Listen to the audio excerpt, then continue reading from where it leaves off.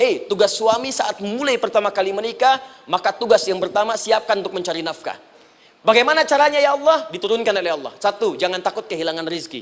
Jangan pernah mencuri. Jangan pernah ngambil punya orang. Karena punya kamu akan saya berikan sempurna. Kamu ngambil punya orang, maka kamu akan menyulitkan diri sendiri. Itu akan dikembalikan pada yang berhak. Ya, turun Quran surah ke-51 ayat 22. Dirinci, begini cara nyarinya. Quran surah kedua ayat 168. Kalau Anda ingin cepat baru bergerak, rizkinya sudah dapat. Quran surah kedua ayat 172. Ada yang dahsyat, dia belum keluar, rizkinya yang mendatangi dia. Jadi nanti di Al-Quran ada 8 jenis rizki. Di antara yang paling hebat, ada yang belum Anda datang, rizkinya sudah menjemput. Ada orang mendatangi rizki, ada rizki mendatangi dia. Contoh, Al-Imam Asy-Syafi'i sedang berdiskusi dengan Imam Malik gurunya.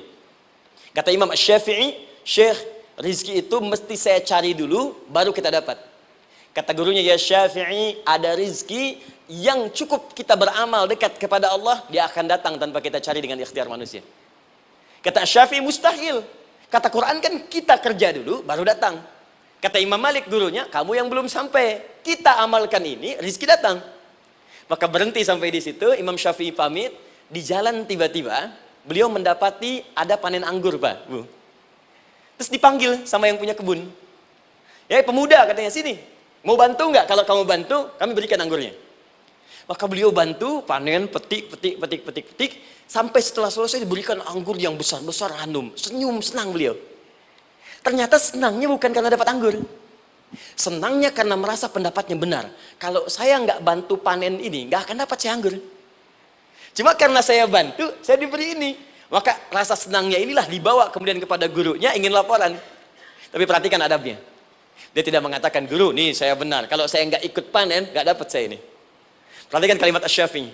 Guru, tadi saya di jalan, dipanggil oleh pemilik kebun, ikut panen anggur. Begitu saya bantu, saya diberikan anggur ini. Beliau tekankan dengan kalimat yang kencang pada kalimat, begitu saya bantu, saya dapat anggur ini. Imam Malik tersenyum mengatakan, Masya Allah Syafi'i luar biasa. Ini siang begitu panasnya. Tadi saya mau keluar ngajar, terfikir di benak saya, Allah kalau ada anggur yang besar-besar, enak rasanya. Tiba-tiba kamu datang bawa anggur. Jadi Imam Syafi'i kerja dapat sesuatu, Imam Malik terfikir sesuatu, datang rezeki. Itu ada di Quran surah ke-7, teman-teman, ayat ke-96, paling kanan sebelah atas di mushafnya. Baik, teruskan dulu. Ya, Anda dalam mencari kerja, ingat, kalau Allah yang sampaikan pasti terjadi. Jangan dikira mudah. Kata Allah akan ada persaingan, akan ada kadang-kadang singgungan, akan ada tantangan. Maka mulai petakan tantangan apa yang akan Anda lalui saat Anda mulai mencari nafkah itu.